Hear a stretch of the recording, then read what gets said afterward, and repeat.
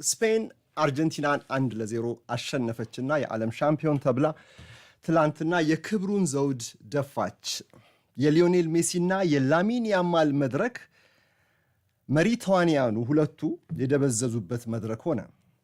ሜሲ ለአርጀንቲና ባክ ቱ ባክ ተከታታይ የዓለም ዋንጫን ለማሳካት የነበረው ህልም ጨልሞ ይህንን ሁሉ ስፖርታዊ ስኬት ያስመዘገበው ታላቅ ተጫዋች የዓለም ዋንጫውን በእንባ ዘጋው።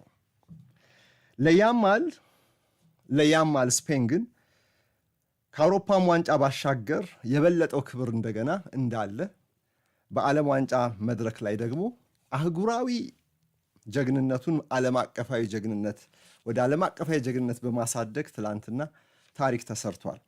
የሜሲ ምዕራፍ ማብቂያ የታላቁ ተጫዋች የላቀ እግር ኳስ ደረጃ ማሳረጊያ በእንባ ሲሆን የያማል አብረቅራቂው ታሪክ ደግሞ በዓለም ዋንጫ ስኬት ጅማሬውን ማሳመሩን ቀጥሏል። የትላንትና የጨዋታ እውነታ እንደው እንደ ሰበዝ ከመሃል መዘን እንናገር ብንል አንዱ እውነታ ይሄ ነው።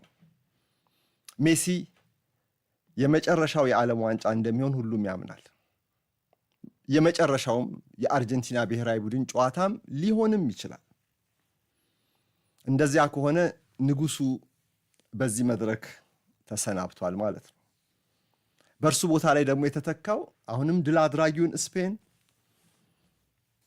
በቋሚ ተሰላፊነት ያጠናከረውና በመጪዎቹ ዓመታትም ገና 1 2 3 4 5 10 15 እያልን ምን ቆጥራቸው የስኬት ዓመታት ሊኖሩት እንደሚችል የሚገመተው የዛው የላማሲያ ፋብሪካ ውጤት ያማል ነው። ትንሹ ልጅ ታዲያ ትላንት ያኔ በ2007 በትልቁ በ20 ዓመቱ ሜሲ ልበል